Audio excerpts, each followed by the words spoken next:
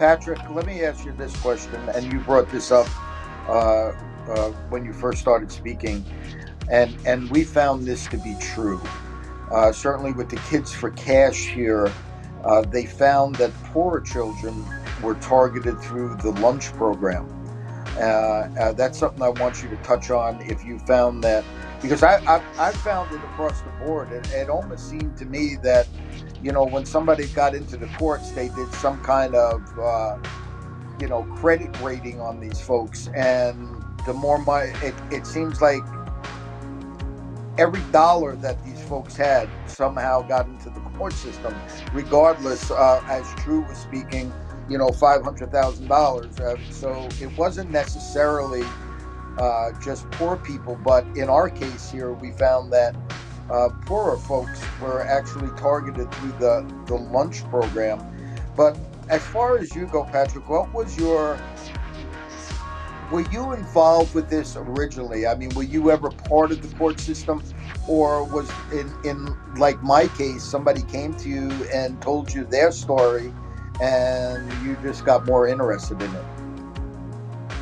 Yes, that's right. So somebody came to me in 2019 when I was working for the Epic Times, and gave me some information about what was going on in California. And so from there, I set out to try to figure out what is the lifeblood of the criminal economy in America. And it's a few different things, of course. It's drugs, largely, and then it's also human trafficking, and also there's a lot of arms dealing that goes on, and there's obviously a lot of cartel activity. All of these things have government complicity in the United States of America. And in the case of Child Protective Services, it is the government that is actually driving the thing. And it's Hillary Clinton's program from the Adoption and Safe Families Act that is funding this sick enterprise. And you know what they're funding it with. And this was one of the most resonant things from the documentary. They're funding it with Social Security money. So a lot of people are wondering about why Social Security is bankrupt. We paid into it. Why are we talking about how, it's been broke for 10 years and, we might not get the payments, and they're constantly talking about cutting it, the politicians. Well, what are some of the reasons why it's broke? Is because the money's been spent. The money has been specifically spent, to go to the states through the Adoption and Safe Families Act, That is what is going on. And so, obviously, that began during the Bill Clinton administration. Hillary Clinton was behind that policy. That's what created the financial incentive behind this. But the financial incentive with these communists, what you find is it's merely a mechanism to impart their view of what they want the world to be.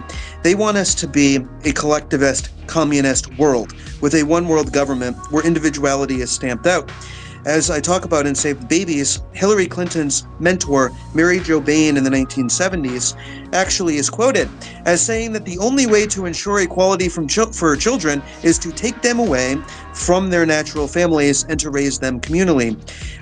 This is obviously what the globalist controllers have been planning for a long, long time. And by weaponizing the courts, by weaponizing CPS, to make the parents afraid and fearful, they are in the process of phasing out the nuclear family unit in their mind. They believe that in a few decades, once their agenda goes through, that you're not really going to have nuclear families anymore. You're not going to have a strong, stable mom and dad and a couple of kids who love each other, look out for each other always. They're phasing that out in many different ways. They're phasing it out psychologically.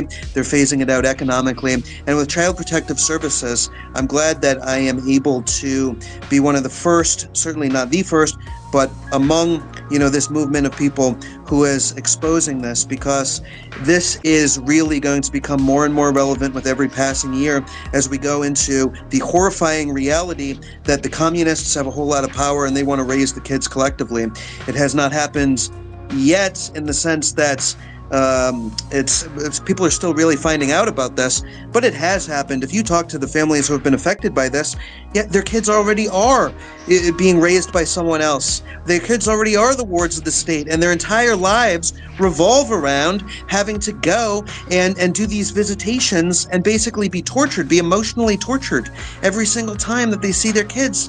And meanwhile, their bank accounts are being drained. So what's happening to President Donald Trump with government persecution against him is very similar to what's already happened to so many people out there. And obviously, as in the movie, I talked about a lot of people who have been murdered who were talking about this issue. So obviously, we want to talk about the seriousness of what it means to discuss this issue, but at the same time, we want to be afraid. We are not going to be victims. If we actually win and we actually show the world what's going on and we get the people on our side and we get the world to say that this is not acceptable.